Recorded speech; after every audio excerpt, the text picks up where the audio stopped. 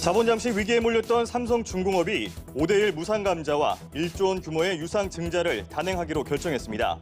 일단 급한 불을 끄며 최악의 상황은 면했지만 감자 후 증자로 인한 주주가치 훼손을 피할 수 없을 것이란 분석도 적지 않습니다.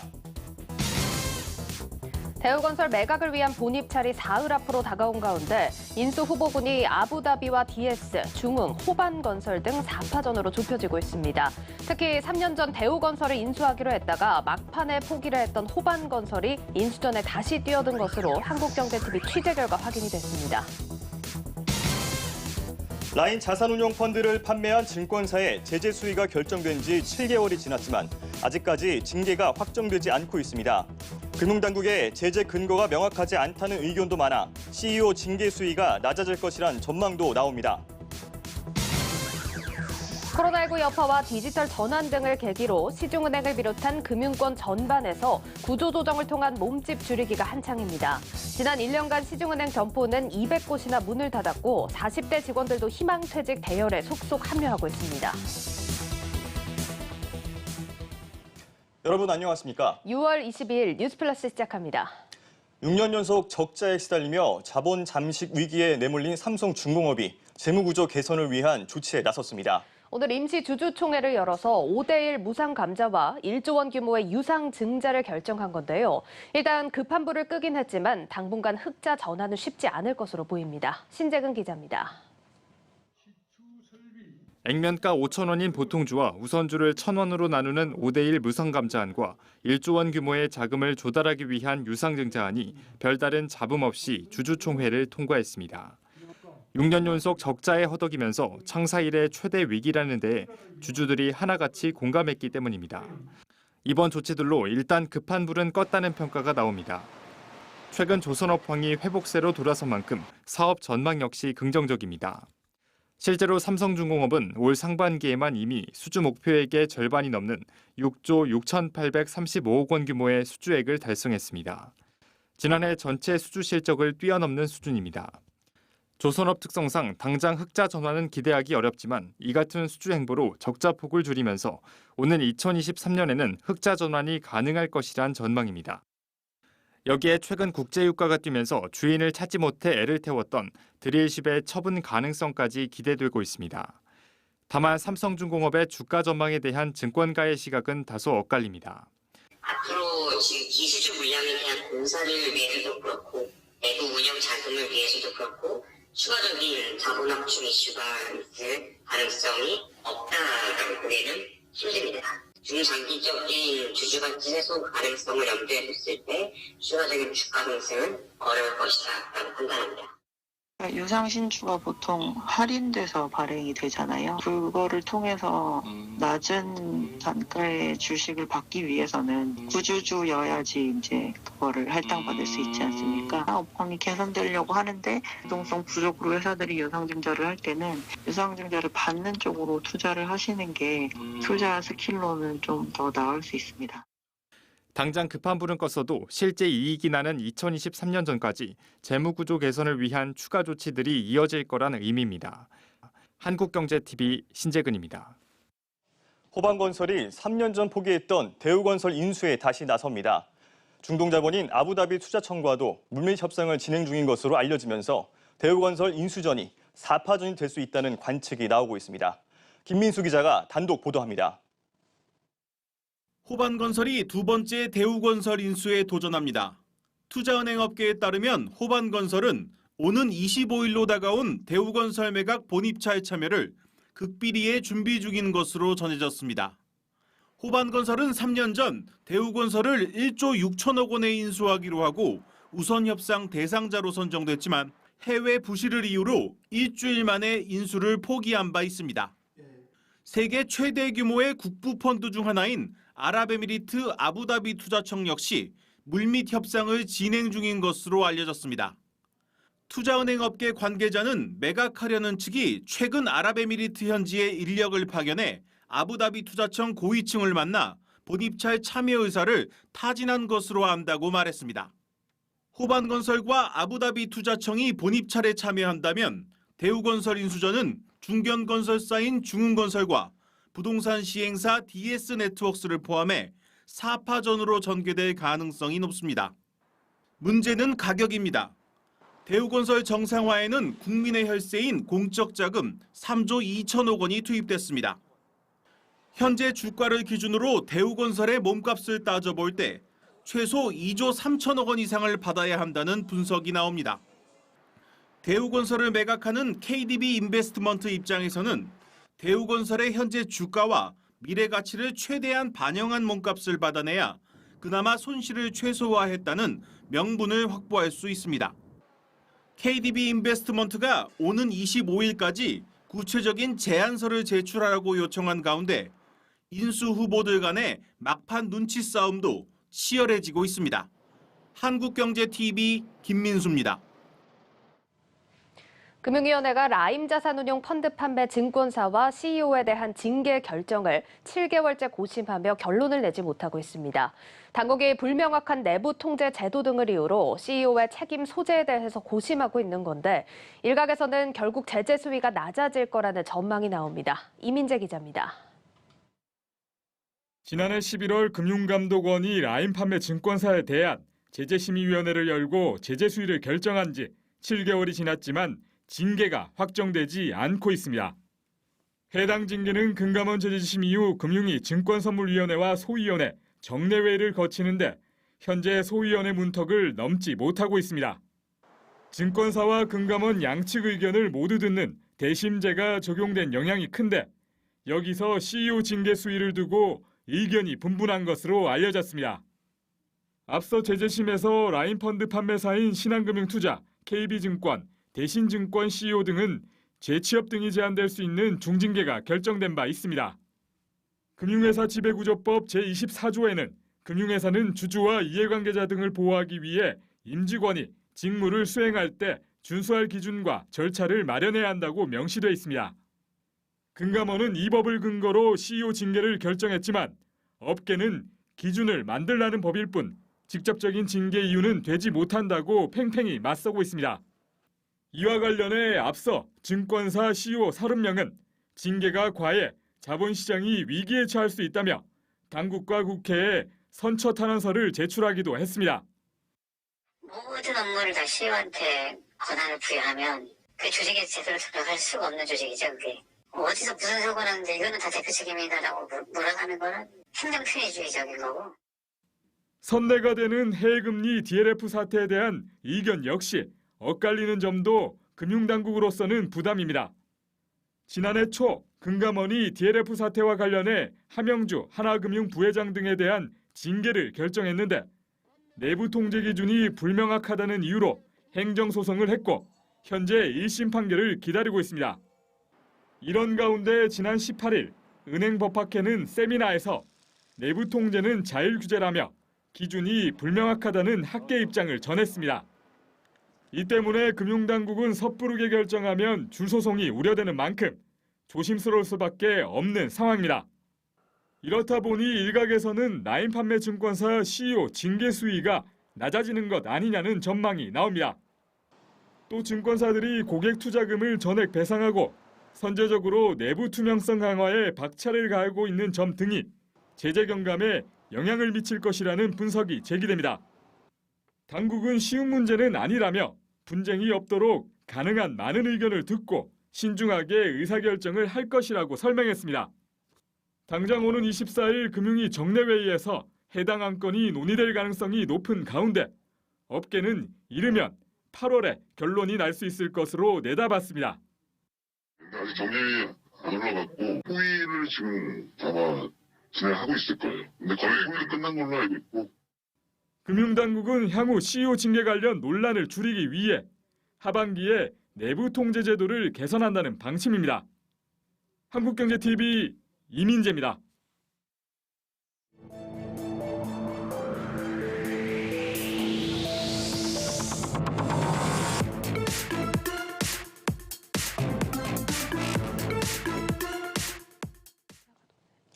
요즘은 예전만큼 은행에 자주 가시는 분들은 좀 드물 겁니다. 금융의 디지털화와 또 코로나19를 계기로 비대면 금융거래가 늘면서 영업점을 찾는 고객이 좀 줄어들었기 때문인데요. 그러면서 은행권의 몸집 줄이기도 가속화되고 있습니다. 먼저 은행들의 점포와 인력 구조 조정 움직임을 전민정 기자가 정리했습니다. 6월 현재 5대 시중은행의 영업 점포 수는 4,400여 곳, 1년 전보다 170곳이 줄었습니다. SC제일, 시티 등 외국계까지 범위를 넓히면 1년 새 200여 곳의 은행 영업점이 사라졌습니다. 올해 들어서만 30여 곳이 문을 닫았는데 하반기에도 은행들은 거점 점포에 주변 점포를 통합하는 방식으로 90여 개에 달하는 점포를 폐쇄한다는 계획입니다. 오프라인 점포가 줄면서 짐 싸는 은행원들도 늘고 있습니다. 영업점 직원들을 중심으로 지난해 11월부터 올 6월까지 5대 시중은행에서만 2,500여 명이 희망퇴직으로 은행을 떠났습니다. 연말 연시에나 진행되던 희망퇴직도 이제는 때를 가리지 않게 됐습니다. 올 초 희망퇴직을 실시한 신한은행은 반년도 안 돼 두 번째 희망퇴직 접수를 받았습니다. 희망퇴직 연령도 앞당겨지는 추세입니다. 이미 하나와 우리은행은 만 40세 이상 희망퇴직을 진행해왔으며 올해 들어 신한과 국민은행이 40대 후반으로 희망퇴직 연령을 낮추면서 임금 피크를 앞둔 50대뿐만 아니라 40대까지 희망퇴직 대열에 합류하고 있습니다. 영업점에 배치할 일반 직군의 신입공채를 대거 뽑는 채용 문화에도 변화가 불가피해졌습니다. 은행들은 하반기 정기공채 규모를 100명에서 200명 정도로 줄이는 대신 디지털과 ICT 인력의 수시 채용문은 계속 열어놓겠다는 계획입니다. 빅테크, 인터넷 전문은행과의 경쟁이 치열해지고 있는 만큼 고정비용이 들어갈 수밖에 없는 점포와 영업인력 군살 빼기는 한동안 이어질 것이란 전망입니다. 한국경제TV 조민정입니다. 코로나로 이렇게 비대면 거래가 좀 빠르게 늘면서 은행들이 인력도 또 점포도 계속해서 줄이는 모습을 한번 살펴봤는데요. 그렇다면 은행들은 이런 추세에 어떻게 대비하고 있을까요? 또 금융 소비자들에게 미치는 영향도 궁금한데요. 이와 관련해서는 정치경제부 김보미 기자와 좀 더 자세한 이야기 나눠보겠습니다. 김 기자. 네. 자, 은행들이 일반 이 오프라인 점포를 점점 하나둘씩 없애고 있잖아요. 그렇다면 이제 이를 이용하는 이런 소비자들 입장에서는 조금 더 불편함이 있지 않을까 이런 생각이 드는데 어떻습니까? 네, 맞습니다. 일단 은행들은요, 이런 불편함을 좀 해소하기 위해서 그 여러 대안 중에 하나로 복합 점포를 꺼내들고 있습니다. 은행과 증권사 등이 손을 잡아서 이 하나의 점포를 내는 것, 이걸 바로 복합 점포라고 하는데요. 자료 영상을 좀 준비했는데 같이 한번 보시겠습니다. 네, 겉으로 봐서는 일반 점포와 좀 크게 다르지는 않습니다. 하지만 좀 안으로 들어가면요. 이렇게 은행 PB들에게 상담받을 수 있는 공간과 또 증권사 창구가 한데 모여 있는 것을 확인할 수 있습니다. 이런 복합 점포는 2015년부터 하나둘씩 만들어지기 시작했는데요. 올해 5월 말 5대 시중은행 기준 199개로 2015년 대비 2배 넘게 늘었습니다. 은행 입장에서는 과거에 비해서 적은 인력으로 이 운영을 할 수 있고 또 증권사와 시너지를 낼 수 있다라는 점이 또 이점이 있겠고요. 금융 소비자들 입장에서는 은행이나 증권사나 보험사나 이런 각 지점에서 취급하는 금융 상품들 간에 조금씩 차이가 있는데 이러한 다양한 상품들을 여러 지점에 방문하지 않고서 이 하나의 장소에서 다양하게 좀 설명을 들을 수 있고 자산관리 상담을 받을 수 있다라는 이점이 있다고 할 수 있겠습니다. 네, 그렇군요. 그렇게 되면은 이제 오프라인 지점은 어떻게 보면 좀 광범위한 역할을 수행할 것으로 보이고요. 아예 이제 온라인과는 조금 차별화된 그런 서비스를 제공하겠다 이런 의미로도 볼 수 있는 겁니까? 네, 맞습니다. 요즘에는 예적금이나 펀드 또는 보험 등에 가입할 때 혹은 대출을 받을 때 굳이 지점에 방문하지 않죠. 왜냐하면 은행 모바일 앱에 웬만한 기능들은 다 탑재가 되어 있으니까요.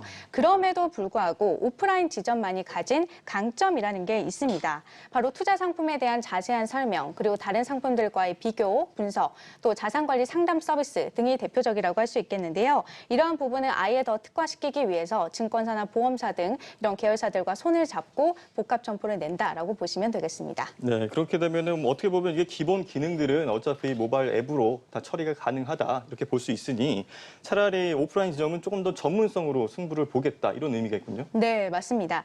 또 은행들은요, 이 점포 내에 무인 서비스를 속속 도입을 하고 있는데요. 이렇게 보통 무인 서비스라고 하면 아마 ATM기들을 가장 먼저 떠올리실 텐데요. 이 요즘에는 ATM에서 한 단계 더 진화한 스마트 ATM을 지점들에 이렇게 속속들이 선보이고 있습니다. 역시 자료 영상을 좀 준비를 했는데요. 같이 한번 보시겠습니다. 네, 기존의 ATM은 입금, 출금, 계좌이체, 통장 정리 등 지극히 기본 중에 기본 기능들만 좀 제공을 해왔다면요. STM 같은 경우에는 이러한 기능들은 기본으로 탑재를 하고 있고 영상통화나 바이오 인증 등을 통해서 예적금과 같은 상품 가입, 카드 발급, OTP 발급 등의 기능도 탑재를 했습니다. 시중은행들은 이러한 서비스들을 앞으로 점차 확대해 나간다는 계획인데요. 직접 들어보시겠습니다.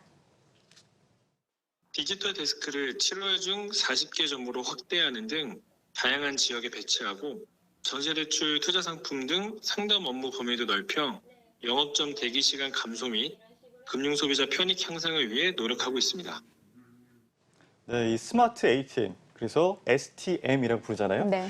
자, 이 김 기자도 그럼 이번에 취재를 하면서 이 STM을 좀 활용해봤을 것 같은데 써보니까 어떠신가요? 좀 사용하기 편했나요?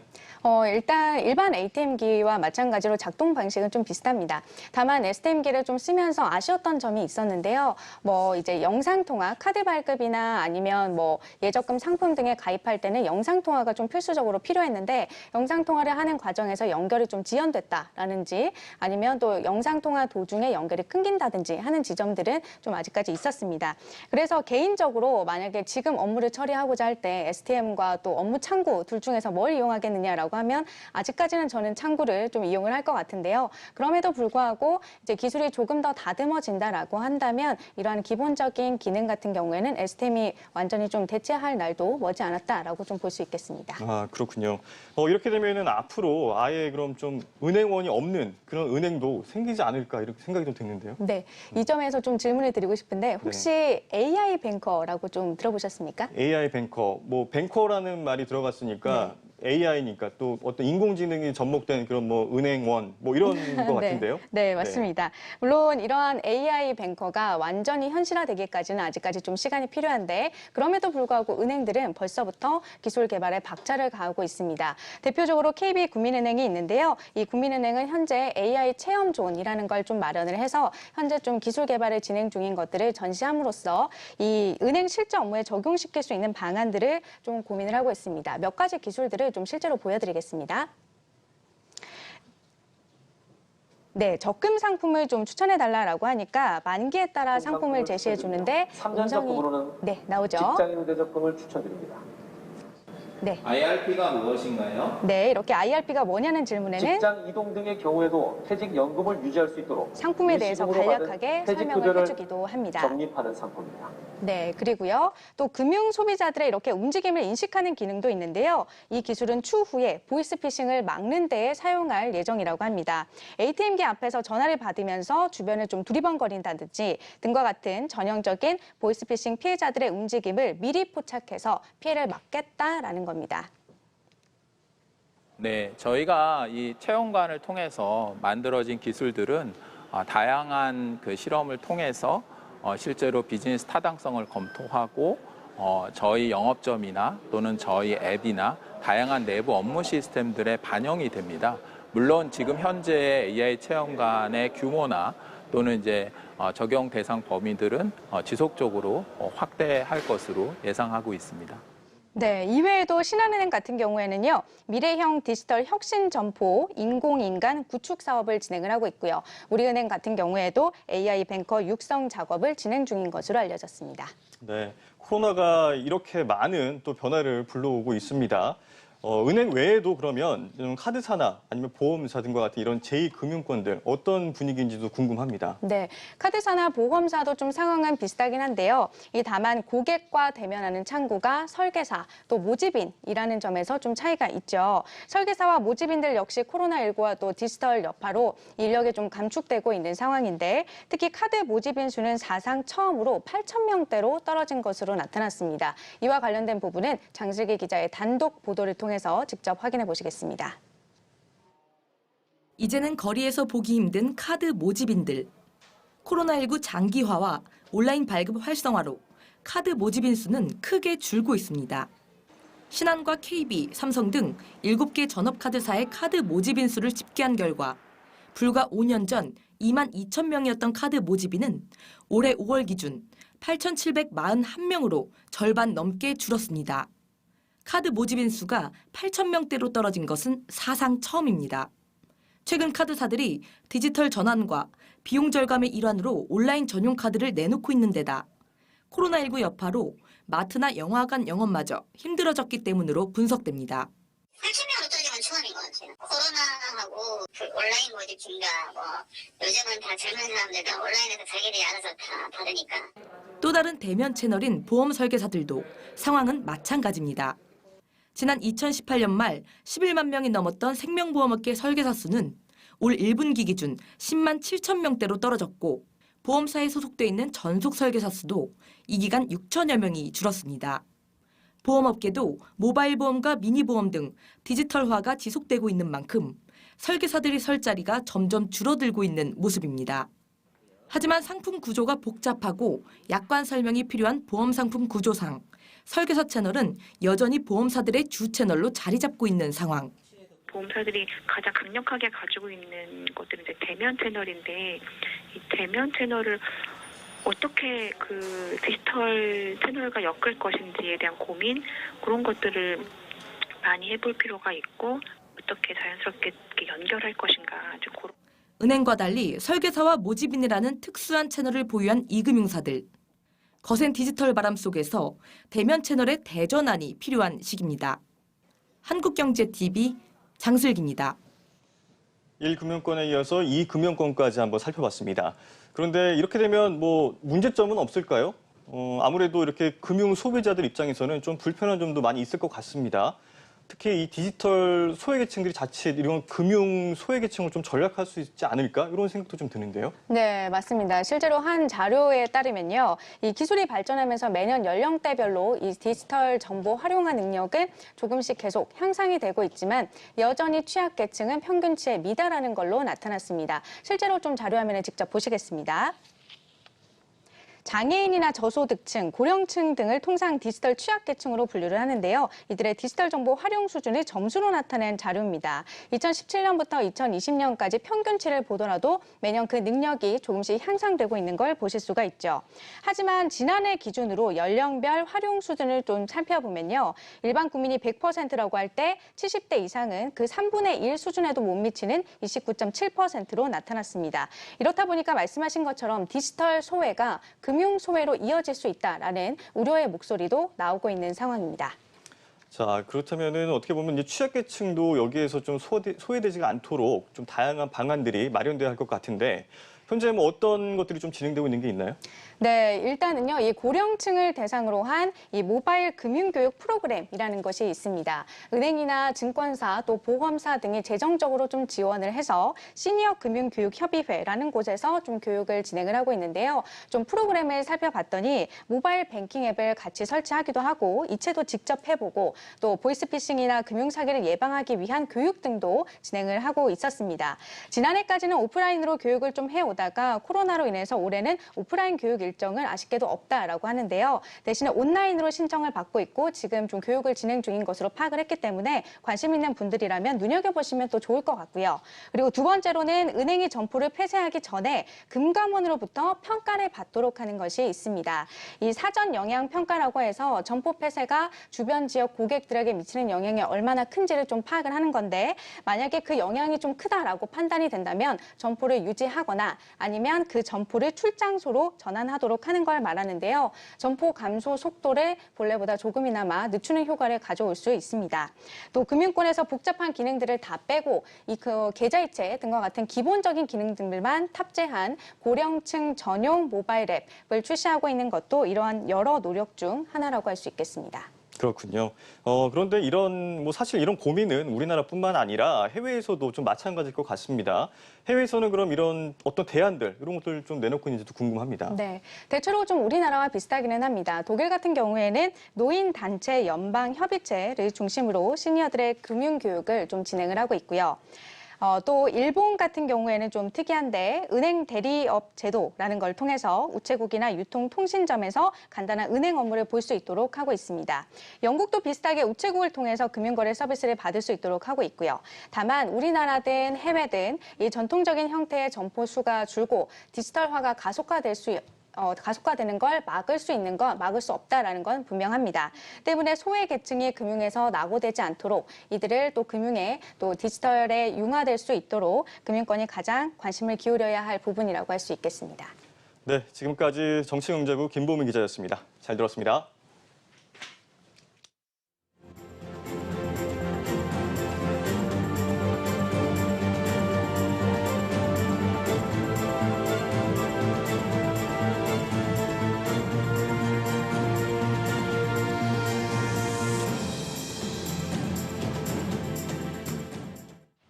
한국경제TV는 기업별 ESG 경영을 소개해드리는 기획을 마련해서 연속 보도하고 있습니다.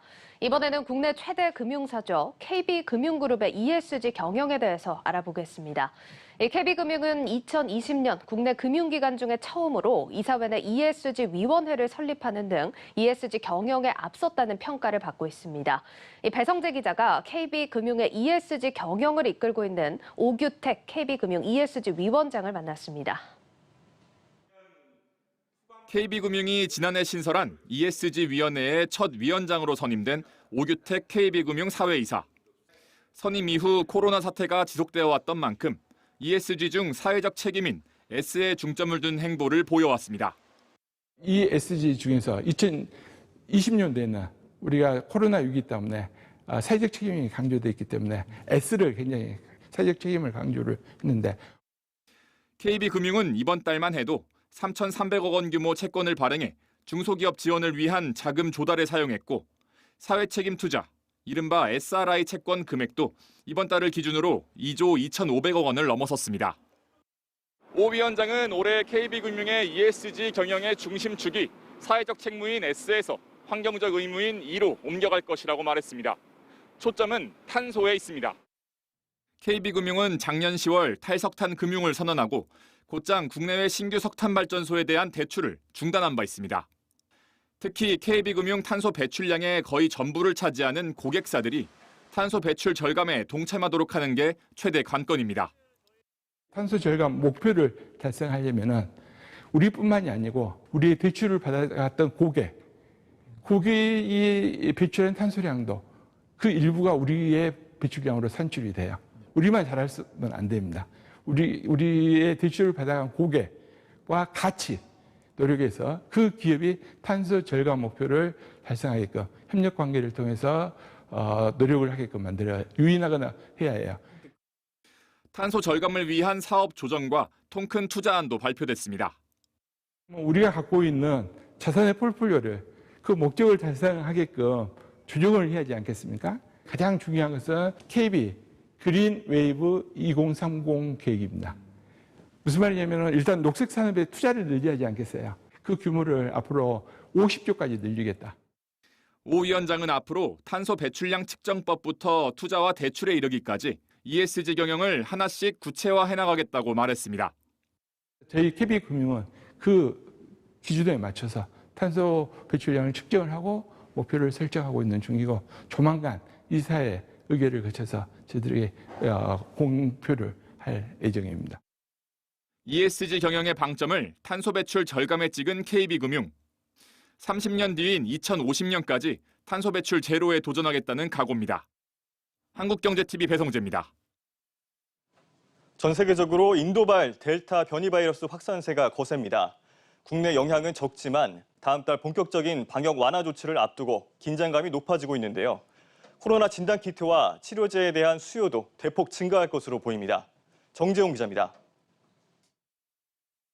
인도에서 처음 발견된 델타 변이 바이러스는 코로나19 돌연 변이 가운데 가장 감염력이 높은 것으로 분석됩니다. 현재 전 세계 80여 개국에 퍼진 상태로 최근 하루 확진자가 10,000명 이상 발생한 영국을 포함해 러시아와 미국에서도 감염이 빠르게 퍼지고 있습니다. 당장 다음 달부터 대폭적인 방역 완화 조치가 내려진다는 점에서 변이 바이러스에 대한 우리 사회의 우려도 높습니다. 6월 현재 델타형 변이의 국내 검출률은 1.9% 수준이지만 해외 유입의 경우 검출률은 37.0%로 높습니다. 따라서 해외 유입 차단과 바이러스 유전자 모니터링을 지속적으로 시행하고 전문가들은 현재까지는 백신 접종률을 높이면서 방역에 대한 긴장감을 유지하는 게 최선이라고 진단합니다. 보통 보면 2차 접종까지 완료하면 백신 접종 효과가 뭐 아주 많이 떨어지는 건 아니니까. 그러니까 일단 백신 접종을 올려놔서 유행 자체를 최소화시키는 게 중요하고 방역 완화 조치들이 너무 지금 급해요. 그 부분에 있어서는 조금 중간에 속도 조절이 필요하지 않을까 생각이 들고요. 감염률이 높은 변이 바이러스로 인해 한풀 꺾였던 코로나19 진단키트와 치료제 시장은 다시 주목받고 있습니다. 지난해 코로나19 발병으로 올해 3월 전년 대비 62.5% 수출액이 증가했던 진단키트 시장의 수출액은 계속 늘어날 것으로 전망됩니다. 진단키트 관련 업체들은 지난 3월 인도에서 코로나19가 크게 확산되자 이에 따른 영향으로 수출이 크게 증가하기도 했습니다.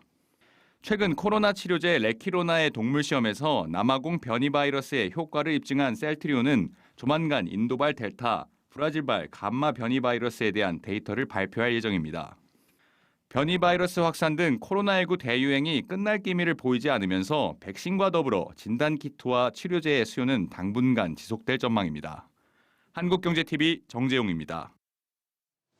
강원도 원주 기업도시가 첫 삽을 뜬 지 13년 만에 산업용지 분양을 모두 마쳤습니다. 글로벌 금융위기에도 성공적인 자족형 도시로 성장하고 있는데요. 사실 그 이면에는 롯데건설의 숨은 노력이 있었다고 합니다. 어떤 내용인지 임동진 기자가 보도합니다. 깔끔하게 정돈된 주택단지 뒤로 병풍처럼 펼쳐진 아파트. 넓은 도로와 곳곳에 자리 잡은 기업들. 웬만한 수도권 신도시 못지않은 이곳은 원주 기업도시입니다. 지금은 어엿한 도시의 모습을 갖추었지만 조성 초기에는 아픔이 있었습니다. 2005년 정부의 기업도시 지정 이후 3년 만에 착공했지만 곧바로 글로벌 금융위기가 터진 겁니다. 출자자 중 경남기업과 벽산건설이 워크아웃에 들어가 좌초 위기에 빠지기도 했습니다. 결국 끝까지 사업을 끌고 온 건 롯데건설이었습니다. 롯데건설은 지급보증을 통해 총 9,750억 원의 공사비 중 절반가량을 책임졌고 공단을 찾아가 직접 기업 유치에 나서기도 했습니다. 특히 사업 추진을 위해 만들어진 특수목적법인 원주기업도시에 임직원들을 다수 투입해 마케팅과 공사 관리 등을 도맡았습니다. 사업을 영위할 수 없는 입장이었는데 롯데건설에서 최종적으로 다 전적으로 보증을 서주고 선공사도 해주고 어떤 외상 공사를 하면서까지 전폭으로 지원을 해서 마무리가 된 것 같습니다. 원주 기업도시의 성공에는 교통 환경의 개선도 한몫했습니다. 2016년 제2영동고속도로가 개통되면서 수도권 접근성이 대폭 향상된 겁니다. 수도권 인근의 유망 기업들이 여러 곳 이미 원주 기업도시에 이전을 했고요. 따라서 좋은 교통 요건을 바탕으로 해서 생산 활동을 할 수 있고 또 연구 활동을 할 수 있는 고급 인력을 확충하는데 상당한 이점이 있다고 생각을 합니다. 지난달 말 축구장 130개 넓이의 지식산업 용지가 10여 년 만에 모두 분양을 마쳤습니다.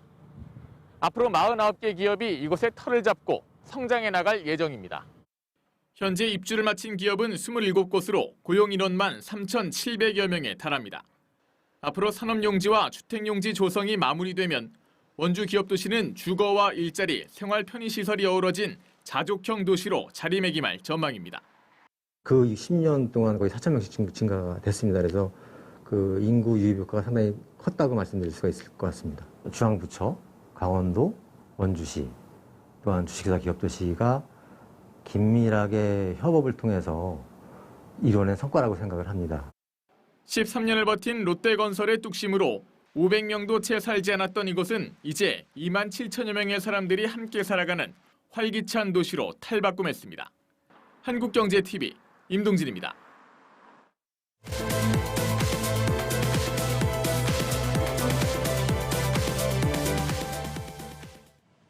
지난해 코로나19로 진단키트 매출이 폭발하면서 장외시장에서 가장 주목을 받은 기업이 바로 진단키트 업체 SD바이오센서였습니다. 하지만 몸값이 지나치게 높다라는 지적이 일면서 이 SD바이오센서는 최근 공모가를 30% 이상 낮추고 유가증권 시장 상장을 추진하고 있습니다. 김선엽 기자입니다. 상장 예비 심사 당시 시가총액만 10조 원을 넘으면서 올 하반기 IPO 시장의 대여로 지목된 진단키트 업체 SD바이오센서. 코로나19 대표 수혜 기업으로 지난해 영업이익은 전년 대비 800배나 오른 7,383억 원을 기록하며 비약적으로 성장했습니다. 주식시장에서 진단키트 업체 1위를 자부하고 있는 시젠과 비교해도 경영 실적은 2배 가까이 높습니다. SD바이오센서의 올 1분기 매출은 1조 1,791억 원, 영업이익은 5,763억 원을 기록하며 지난해 실적의 70% 이상을 이미 달성했습니다. 시젠의 1분기 매출액이 3,517억 원, 영업이익이 1,939억 원인 점을 감안하면 3배 이상 차이를 보인 겁니다. 그러나 SD바이오센서는 6만 6천 원에서 8만 5천 원이던 공모가 밴드를 4만 5천 원에서 5만 5천 원으로 30% 이상 낮추고 이달 중 마무리될 예정이던 공모 일정도 다음 달로 미뤘습니다. 글로벌 시장에서 코로나19 백신 접종이 빠르게 진행되고 있는 데다 코로나 팬데믹이 종식될 경우 진단검사 수요가 크게 줄어 시장이 위축될 것이란 우려 등이 나오면서 기업 가치가 지나치게 높이 책정된 것 아니냐는 지적이 잇따랐습니다. 또 기존 경쟁업체들이 지난해 실적을 바탕으로 공격적인 사업 확장에 나서고 있고 신규 후발업체들이 경쟁적으로 시장에 진입하면서 SD바이오센서의 성장성과 수익성에 부정적인 영향을 미칠 수 있다는 판단 등이 신고서 정정에 복합적으로 작용한 것으로 풀이됩니다. 하지만 증권가에선 코로나 변이 바이러스 확산세 등을 미뤄봤을 때 당분간은 진단키트 시장의 호조가 지속될 것이란 예측이 지배적입니다.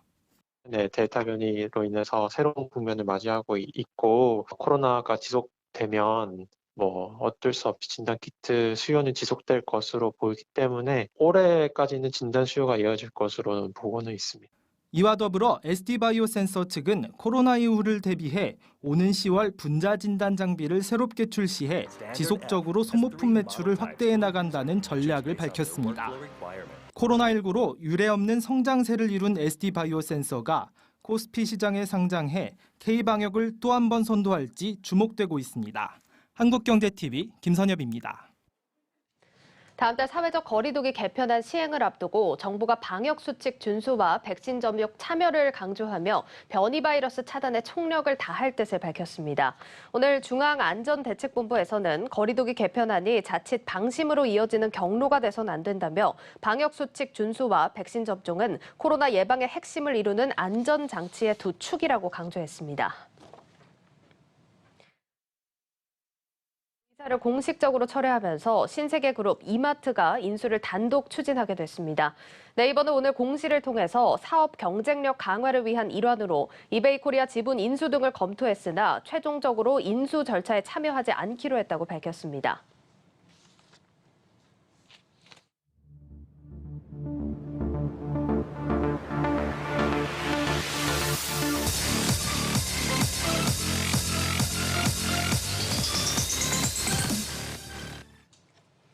기업 이슈 살펴보는 뉴스앤마켓 시간입니다. 증권부 박혜린 기자 나와 있습니다.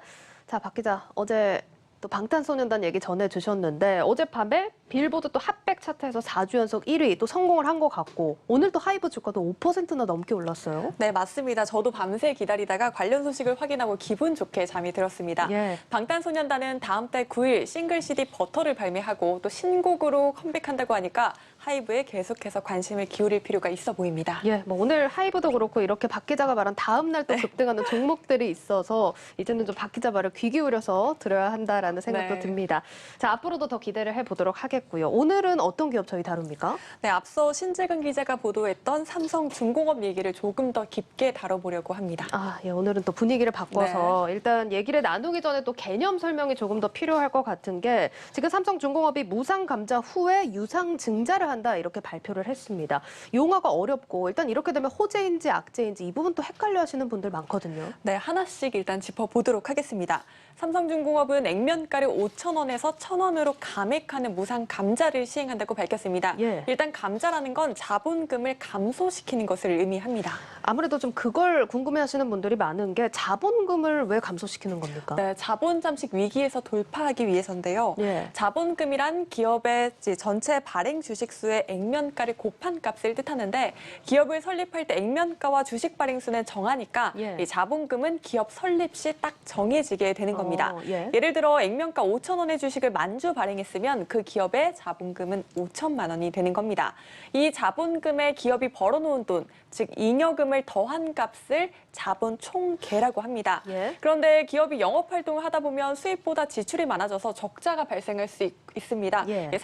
삼성중공업의 사례도 그런데요. 이렇게 적자가 누적되다 보면 자본금보다 자본 총계가 줄어드는 현상이 발생을 하죠. 이걸 자본 잠식이라고 합니다. 이때 기업은 감자를 통해 자본금을 줄여 자본 잠식 상태에서 벗어나려고 하는 겁니다. 그러면 지금 일단 발표가 나온 건데 자본금을 어떤 형태로 줄이겠다는 겁니까? 네, 크게 두 가지 선택지가 있을 텐데 앞서 자본금은 발행 주식수에서 액면가를 곱한 값이다 이렇게 말씀을 드렸었죠. 발행 주식수를 줄이든지 액면가를 줄이든지 해야 합니다. 일반적으로는 발행 주식수를 줄여서 자본금을 낮추는데 삼성중공업은 이중 액면가를 줄이기로 한 겁니다. 뭐 지금 액면가를 5,000원에서 1,000원으로 5분의 1로 감액을 하는 건데 그러면 주식 가치에도 좀 여파가 있습니까? 네, 아닙니다. 주식 수를 손댄 게 아니기 때문에 기준 주가도 조정되지 않습니다. 즉 주가는 그대로 유지되기 때문에 뭐 주주 입장에선 딱히 손해를 보는 건 없습니다. 회사 측에선 이 액면 감자에 따라 자본금이 기존 3조 1,506억 원에서 6,301억 원으로 80%가량 줄어들기 때문에 회계상 재무 구조가 좋아지는 효과를 갖게 됩니다. 지금 자본금을 80%나 줄이는 거는 꽤 큰 규모를 줄이겠다는 건데 이 돈을 그러면 어떻게 쓴다는 얘기입니까? 네, 한 2조 5,200억 원 정도의 여력이 생기게 되는 건데요. 삼성중공업 측은 1분기 적자를 해결하는 데 쓸 예정이라고 밝혔습니다. 또 무상 감자 과정을 거치기 위해 다음 달 23일부터 8월 9일까지 주식 매매 거래는 정지된다는 점 꼭 참고하셔야겠습니다. 신주 상장 예정일은 8월 10일입니다. 일단 여기까지가 무상 감자의 단계이고 또 유상증자를 한다 이런 발표도 나와 있는데 삼성중공업 사례에서 보자면 이 유상증자는 또 어떻게 해석을 해야 됩니까? 네, 삼성중공업은 또 1조 원 규모의 유상증자도 단행하겠다고 밝혔죠. 증자는 주식을 새롭게 발행을 해서 자본금을 늘리는 것을 의미합니다. 전체 주식수가 뭐 10주인 기업의 주식을 내가 한 주 정도 갖고 있다고 하면 제 지분은 10%가 되겠죠. 근데 이 기업이 유상증자로 주식수를 20주로 늘린다고 하면 제 지분은 20분의 1, 즉 5%로 줄어들게 되죠. 즉 주주들 입장에선 주식수가 늘어나면 내가 갖고 있는 주식에 대한 지분이 줄어들기 때문에 달가워하지 않는 경향이 있습니다. 이번 삼성중공업도 유상증자 단행 소식 이후 주가가 급락했던 것도 이 이유 때문입니다. 그러면은 뭐 주주들 반응으로 봤을 때 이번 유상증자가 주가에는 부정적인 이슈다 이렇게 해석을 해도 되는 겁니까? 네, 아닙니다. 유상증자로 확보한 자금을 어떻게 쓰느냐에 따라 달라지게 됩니다. 이 회사의 가시적인 성장이 예상되는 상황에 이 자금을 확보하기 위해 유상증자를 한다고 하면 지분가치 희석을 감안하더라도 주가엔 긍정적일 수 있습니다. 따라서 유상증자라고 무조건 나쁘다라고 볼 게 아니라 증자의 목적까지 꼭 살펴보셔야 합니다. 어떤 목적으로 증자를 하냐에 따라서 좀 상황이 달라질 수 있다 이런 얘기인 것 같고요. 그러면 이렇게 확보한 자금을 삼성중공업은 또 어디에 쓸 예정입니까? 네, 재무 건전성을 확보하고 일부는 차세대 친환경 선박 개발과 스마트 야드 구축에 쓸 예정이라고 밝혔습니다. 알겠습니다. 자, 일단 상황이 복잡한데 이번 결정을 조금 더 지켜봐야겠습니다. 자, 일단 증권업계에서는 어떤 평가들 나오고 있습니까? 네, 일정 기간 주주 가치 훼손 효과가 있을 수는 있겠지만 중장기적으로는 긍정적이다 이렇게 평가하고 있습니다. 삼성중공업은 연간 기준으로는 한 6년 연속, 분기 기준으로는 14분기째 각각 적자를 이어올 정도로 심각한 상황이었는데요. 이 조선업체는 신규로 수주를 할 때 선수금, 환급, 보증 등을 받아야 하고 금융권에 대출도 끼고 하는데 이렇게 재무 구조가 좋지 않다 보니까 차질을 빚을까 우려되던 상황이었습니다. 이번 기회를 통해 자본 잠식 위험과 또 금융거래 제약 우려에 대해서 피해갈 수 있게 되기 때문에 이 점을 긍정적으로 보고 있는 겁니다. 그러니까 좀 큰 틀에서 보자면 일단 재무 구조 정상화에 증권업계에서도 기대를 걸고 있다는 얘기네요. 네, 맞습니다. 하나투자증권은 삼성중공업이 유상증자를 계획대로 마무리한 후 또 차입금 상환까지 성공할 경우 부채 비율이 1분기 말 261% 190%에서 올해 말 198%로 낮아질 것이다 추산했습니다. 또 지금 업황도 좋은데요. 현재 삼성중공업은 올해 수주 목표 달성률 65%를 기록하는 등 선전하고 있는 상황입니다. 이렇게 시황이 회복되는 시기에 재무 건전성 회복이 더욱더 절실하게 느껴졌는데 이 시기에 적절한 판단이다 이렇게 보고 있습니다. 또 증권업계에선 삼성중공업의 미 인도 드릴십 재매각이 원활하게 이뤄질 경우 추가 현금성 자산 확보까지도 가능할 것으로 내다보고 있습니다. SK증권과 하이투자증권, 하나투자증권은 최근 보시다시피 목표 주가를 상향 조정했습니다. 일단 증권가에서는 재무구조 정상화에 기대를 걸고 있고 목표 주가도 높여 잡고 있다는 점 참고하셔야겠습니다. 자, 오늘 시간 관계상 여기까지 듣도록 하겠습니다. 증권부 박혜린 기자였습니다. 고맙습니다. 고맙습니다.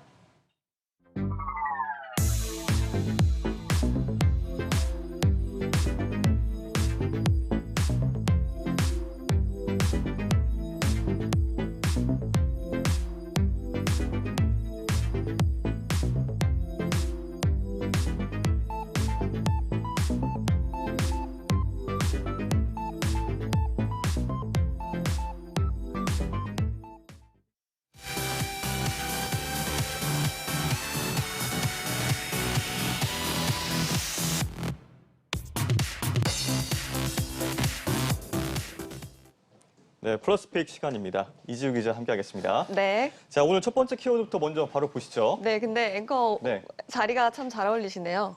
아유, 아닙니다. 네, 첫 번째 자, 키워드. 첫 번째 키워드부터 보시죠. 네. 네. 금빛 소변기의 정체. 네. 무슨 말인가요? 혹시 소변기가 금빛을 하면 어떨 것 같으십니까? 금빛이다. 네. 보통 이제 뭐 황금변기 뭐 하면 되게 뭐 잘 사시는 분들이 뭐 쓰는 뭐 그런 거라고 생각이 되고 그리고 이제 보통 흰색 변기잖아요. 네. 예, 그러면은 뭐 금빛이면은 좀 청소하기 좀 편한 건가요? 어떻게 되는 건가요? 청소를 소홀히 할 수 있다. 되게 신박한 네네. 상상이신 것 같은데요. 네, 사실 다음 달부터 열리는 도쿄올림픽 선수촌에 바로 이 변기가 있다고 하는데요. 제가 사진을 먼저 준비했습니다. 네, 이렇게 보시는 것처럼 세면기와 소변기를 금빛으로 꾸민 그야말로 금장식 화장실 모습인데요. 이걸 두고 현지에서는 뭐 세금 낭비 아니냐 이런 지적들이 있었는데 주최 측은 일단 진짜 금이 아니고 또 선수들을 향한 마음이다, 응원이다 이렇게 좀 해명을 했습니다. 아, 그렇군요. 이 화장실이 좀 금장식이다. 뭐 이런 게 뭐 어떻게 보면 응원의 마음을 담은 어떻게 보면 이 소변기에 응원의 마음 담은 건데 네. 정작 선수들은 이걸 어떻게 생각하는지 이것도 좀 궁금하네요. 네, 별 생각이 없을 것 같긴 합니다. 예, 근데 사실 논란이 됐던 거는 소변기뿐만이 아니었는데요. 혹시 침대 어떤 침대 좋아하십니까? 여러 침대 종류가 있잖아요. 침대가 좀 푹신한 침대가 좋죠. 아, 네. 하지만 선수들이 자는 침대는 골판지로 만든 침대였습니다. 아, 골판지. 이 역시 사진을 좀 준비를 했는데요. 뼈대가 모두 골판지로 된 침대였는데 보시는 것처럼 뭐 되게 약해 보이지만 무게를 200kg까지 건들 수 있다고 합니다. 또 그래서 현지에서는 친환경이라 좋다 이런 의견들이 있는 반면에 선수들이 좀 불편할 것 같다 이런 의견들도 있었습니다. 이에 대해서 조직위는 또 침대 위치를 쉽게 바꿀 수가 있고 또 대회 후에는 이걸 재활용할 것이다 이렇게 좀 해명하기도 했습니다. 네, 뭐 좀 보니까 실용적이긴 할 것 같은데 네. 어떻게 보면 좀 금빛 소변기와는 좀 대조적인 모습을 보이고 있습니다. 네. 자, 그럼 그렇고 이제 코로나 상황에 올림픽을 좀 치르다 보니까 아무래도 좀 부담이 클 텐데 네. 방역에도 좀 신경 많이 쓰고 있나요? 네, 맞습니다. 올림픽 조직위원회가 굉장히 방역에 신경을 쓰는 모습을 보이고 있는데요. 사실 1988년 서울 올림픽 때부터 이 콘돔을 좀 나눠주기 시작을 했는데 이게 뭐 전통적인 어떤 관례 같은 거였습니다. 그런데 올해는 나눠주지 않는다 이렇게 방침을 밝혔고요. 또 술 같은 경우도 선수들이 방 안에서 혼자만 마실 수 있도록 그렇게 좀 제한을 한 상황입니다. 또 혹시나 코로나19 양성 판정을 받게 됐을 경우에는 호텔로 격리를 보내거나 또 입원시키는 방안을 계획하고 있습니다. 네, 소소하게 좀 변화들이 있겠군요. 네. 자, 관중 없이 개최하기로 했던 이 도쿄올림픽 어떻게 보면 관중을 좀 수용하겠다라는 의견도 좀 내놨습니다. 네. 이 내용도 좀 전해주시죠. 네, 일단 관중 상한선을 최대 10,000명으로 좀 한정을 했고요. 당연히 외국인 관중은 안 되고 내국인만 가능을 합니다. 미국 월스트리트저널은 일단 외국인들이 오지 못하는 이유 때문에 1조 1,000억 원 이상 손해를 봤다 이렇게 밝혔고요. 그러면서 또 대회를 강행하면서 코로나19 재유행 가능성까지 점쳐지면서 어떻게 되든 손해를 볼 수밖에 없다 뭐 이런 보도를 하기도 했습니다. 네, 이 위험 리스크는 어느 쪽이든지 좀 존재하는 거다 보니까 네. 아무래도 이제 일단 관중을 좀 받고 보자 뭐 이런 의미일 수도 있을 것 같고요. 네. 자, 이번 올림픽으로 좀 그러면 수혜를 보는 종목들 이런 것도 저희 한번 짚어줘야 되잖아요. 당연히 있습니다. 네. 증권가에서는 외국인들이 방문할 수 없는 만큼 상대적으로 내수 소비에 수혜가 있을 것으로 예상을 하는데요. 표를 좀 준비를 했습니다. 자, 이렇게 NH투자증권 같은 경우에는 뭐 광고나 편의점주, 전자제품 양판주, 스포츠 용품주 등이 수혜 기업으로 꼽고 있습니다. 네, 그렇군요. 자, 네. 이번에는 다음 키워드로 한번 넘어가 보겠습니다. 네. 자, 제2의 남양 사태. 네. 네, 이것도 무슨 의미일까요? 손짓이 굉장히 귀여우시네요. 네. 자, 네, 뭐 쿠팡- 불매운동으로 좀 역풍을 맞았던 뭐 그런 곳 아닙니까? 네, 맞습니다. 쿠팡이 뭐 요새 상장하면서 사실 날았다 이렇게 표현을 할 수가 있는데 제2의 남양을 떠올릴 만큼 불매운동이 좀 일고 있습니다. 사진을 하나 준비했는데요. 실제 불매운동이 일어나고 있다는 걸 볼 수 있는 게 쿠팡 탈퇴라는 키워드가 한때 트위터 대한민국 실시간 트렌드 순위에 오르기도 했습니다. 네, 그렇군요. 쿠팡에서는 뭐 최근에 화재가 좀 났었잖아요. 네. 이게 좀 영향이 있는 건가요? 맞습니다. 사실 표면적으로는 화재 때문이지만 꼭 화재 때문이 아니라고 할 수도 있는데요. 쿠팡이 지난 1년간 사망사고가 9건 정도가 났는데 이에 대해서 진심 어린 사과를 하지 않았다는 평가를 받고 있습니다. 특히 이번 화재 때는 김범석 쿠팡 창업자가 국내 공식 지위를 모두 내려놓았다는 사실이 알려지면서 더 논란이 됐습니다. 그러니까 공식지를 내려놨으면 어느 정도 조금 뭐 해결하려는 노력을 보였다 이런 의미일 것 같은데 그게 아니었나 봅니다. 네, 우리나라에서는 중대재해처벌법이라는 것이 시행이 되는데요. 안전 의무를 위반해가지고 사망사고가 발생할 경우에 사업주나 또 경영 책임자가 1년 이상의 징역이나 또 10억 이하의 벌금형에 처해지게 됩니다. 공식 지위를 내려놨기 때문에 사실상 처벌 가능성은 굉장히 낮아졌다 이렇게 볼 수 있겠습니다. 공교롭게도 좀 시점이 좀 겹치는 부분들이 네. 좀 있었던 것 같고요. 네. 그런데 이 쿠팡은 유족들을 좀 평생 지원하겠다 뭐 이런 내용들도 좀 방침을 밝혔잖아요. 네, 일단 너무 이제 이런 비판들이 쏟아지기 때문에 사과를 했는데요. 뭐 일각에서는 주가 흐름도 좀 부정적인 영향을 미칠 것이다 이런 얘기들이 많았지만 증권가에서는 잠시 조정이 있을 수는 있지만 큰 방향성에는 뭐 바꿔놓을 정도는 아니다 이렇게 평가를 하고 있습니다. 또 경쟁사의 주가가 좀 반사이익을 보는 거 아니냐 이런 지적들도 있는데요. 경쟁사라고 하면 네이버나 이마트를 들 수가 있습니다. 특히나 이마트 같은 경우는 최근에 이베이 코리아 인수 소식이 있고요. 네이버는 CJ 대한통운과 함께 이길 배송 서비스를 추진하고 있는데 이런 이슈에도 불구하고 주가에는 큰 영향을 미치지 못한 것으로 좀 풀이가 됩니다. 아무래도 쿠팡 물류 화재로 빠른 배송에 대한 소비자들의 반감이 영향을 미친 것으로 풀이가 됩니다. 네, 그렇군요. 자, 마지막 키워드 한번 살펴보겠습니다. 마지막 키워드는 카슬라로 갈아타? 네, 이건 무슨 연기하신 거예요? 물음표가 있길래. 네. 네, 혹시 카슬라가 뭔지 좀 예상이 되십니까? 카슬라, 저기 뭐 카카오.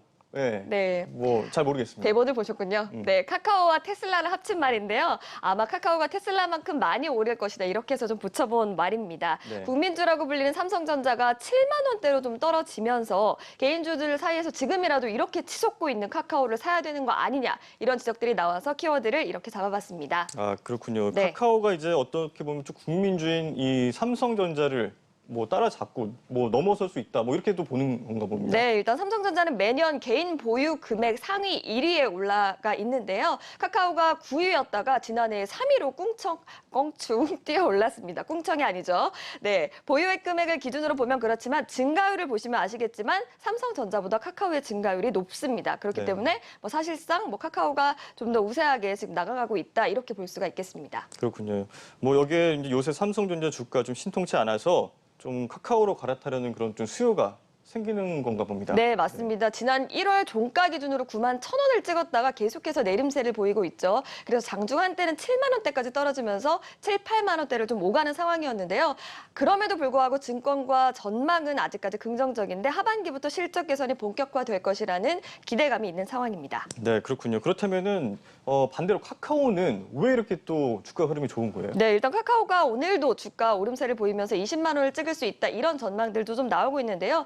표면적인 이유를 보면 올해 자회사들이 상장을 앞두고 있기 때문에 이에 대한 영향으로 좀 풀이가 되고요. 또 일각에서는 지난 미 연방공개시장위원회 그러니까 FOMC 회의 이후에 기대 인플레이션이 하락하면서 성장주의 강세 흐름을 탔다 이렇게 분석을 하고 있습니다. 네, 성장주 강세 흐름을 탔다. 뭐 성장주라고 하면은 지금보다 이제 앞으로의 어떤 성장 성장할 가능성이 더 큰 종목을 말았는데 조금 더 구체적으로 설명해 주시죠. 네, 일단 미국 중앙은행이 최근에 조기 긴축에 나설 것으로 좀 전망이 되고 있는데요. 이렇게 되면 실물 경기가 둔화될 수밖에 없고 또 인플레이션 우려가 해소될 수 있습니다. 따라서 성장주를 안전지대라고 생각을 하고 저가 매수하려는 움직임이 있는 건데요. 반면에 최근에 인플레이션에 대한 기대로 강세를 모았던 소재나 산업재 등 경기 민감주는 부진한 모습을 보이고 있습니다.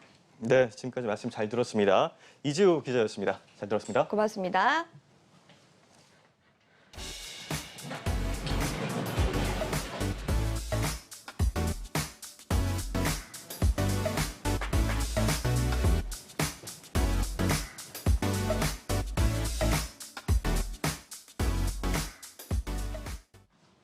뉴스 플러스를 마칩니다. 여러분 고맙습니다.